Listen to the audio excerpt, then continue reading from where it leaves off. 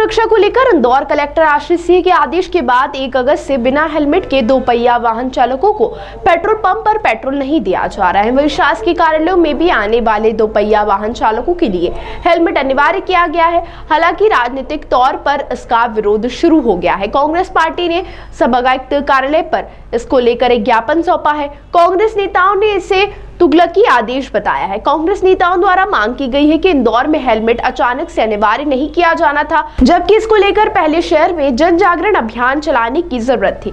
उसके बाद इंदौर में हेलमेट पहनने को अनिवार्य किया जाना चाहिए था।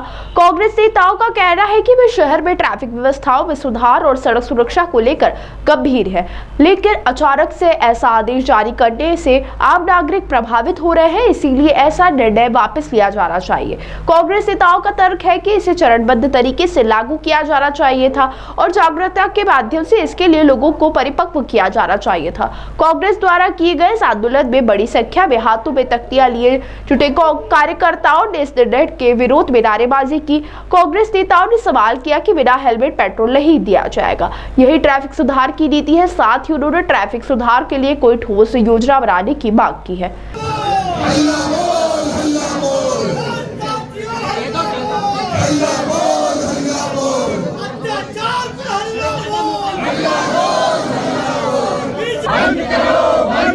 जनता को परेशान करना बंद करो, बंद करो, बंद करो। नहीं चलेगी, नहीं चलेगी, नहीं चलेगी। महापौर same same same same same same. देखिए, ये इतिहास का सबसे फेल्यूर महापौर है इंदौर का। तमाम नोटंकी कर रहा है। अरे बीजेपी के नेता इतने नपुंसक हो गए कि प्रशासन से उलझे हुए प्रशासन को अपनी बात ही नहीं मनवा पा रहे। कल महापौर पहुंच गए कलेक्टर के पास कि हेलमेट का निर्णय अभी सोच समझ के करो, वापस लो। एक तरफ जब कांग्रेस ने पहल की, नेता प्रतिपक्ष चिंटू चौक से हमारे अध्यक्ष सुरजीत चड्डा, तमाम नेताओं ने जब पहल की, जनता की आवाज़ बन के जनता की बात की कि हेलमेट का तुगलकी निर्णय वापस लिया जाए, इसे चरणबद्ध तरीके से लिया जाए, तब इनकी आंख खुली कि जनता विरोध में आ रही है। तब कल कलेक्टर के ऑफिस में चरणबोसी करने गए। आज कह रहे हैं कि शराब तुम्हारे मोहन यादव से बोल दे भैया। गौ पालक है मोहन यादव, तो यदुवंशी है, गौ पालन के मुखिया माने जाते हैं। तो मोहन यादव पूरे प्रदेश में शराबबंदी कर दे, हेलमेट की क्या जरूरत है? शराबबंदी करो, ये तो मांग बरसों पुरानी आम जनता की चल रही है। गड्ढे शहर में इतने हैं, शर्म नहीं आती महापौर और उनकी परिषद को। इतने गड्ढे हैं, गड्ढे भरवा दो तब जाओ बात करने जनता के बीच में, तभी जा पाओगे। तो आज ये आंदोलन जो कांग्रेस का है, नेता प्रतिपक्ष चिंटू चौक और सुरजीत चड्डा के नेतृत्व में, निश्चित रूप से जनहित के लिए संघर्ष करने के लिए हम तैयार है, सड़कों पर रहेंगे। देखिए, बात दिल्ली से शुरू होती है।